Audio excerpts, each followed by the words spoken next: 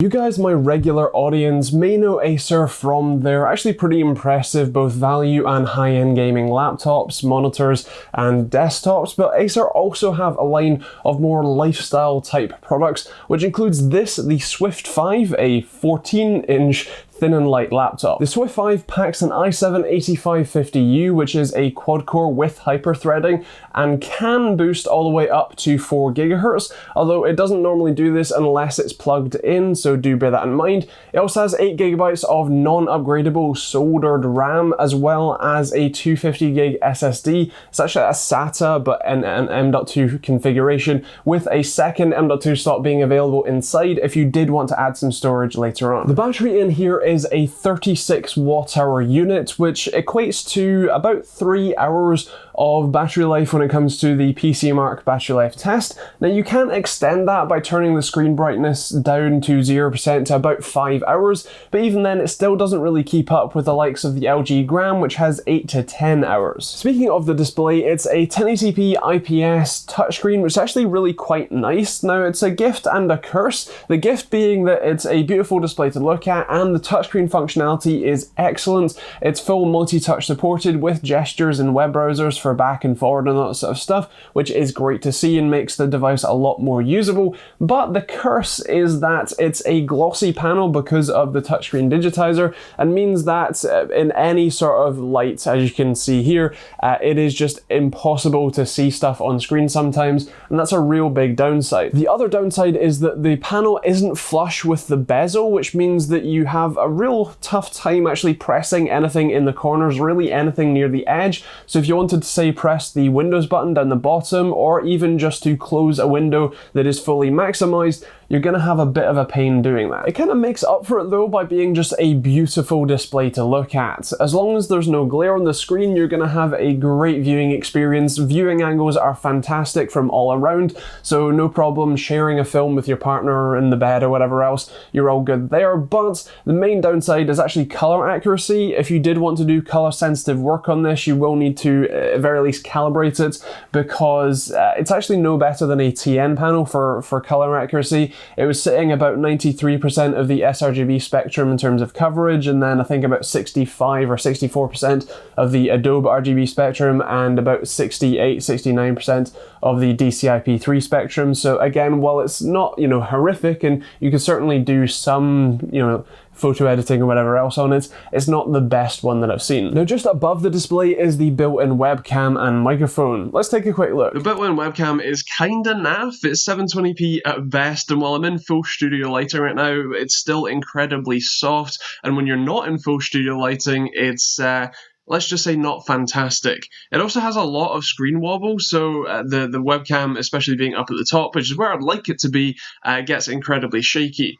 The microphone though isn't too bad, nor are they built-in speakers, so that's a plus. And just below the screen is where you're going to find your keyboard and your trackpad. Now let's go with the good first, and that being the trackpad. It tracks incredibly well, it has multi-touch gesture support, including 2-finger scrolling if you don't fancy using the touchscreen. And while I did have a few kind of missed right clicks where it thought it was a left click instead of a right click, generally speaking, I was plenty happy with the trackpad. What I wasn't plenty happy with was the keyboard. It's really just kind of a mess. It's an incredibly loud and clicky experience, but also feeling incredibly mushy and loose. The spacebar is probably the worst offender here, with just flopping around quite a lot, and is really just not the best typing experience I've had. Actually even double checked that it wasn't just me being a mechanical keyboard elitist, and passed the laptop to my partner, who has a, I think, like 10-year-old relatively budget Asus laptop.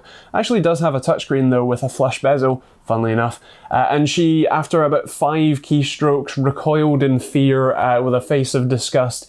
And while my reaction isn't quite as severe, it does make it pretty hard to recommend. Performance-wise is a bit hit or miss as well. On battery, where it's designed to be the majority of the time, I saw it basically throttling the CPU down to less than 1 GHz for a lot of the time, and that means that I've actually had situations where I've tried to open the Windows search, built-in down at the start menu, and it took literally 5 to 10 seconds to register keystrokes, let alone actually search through the machine.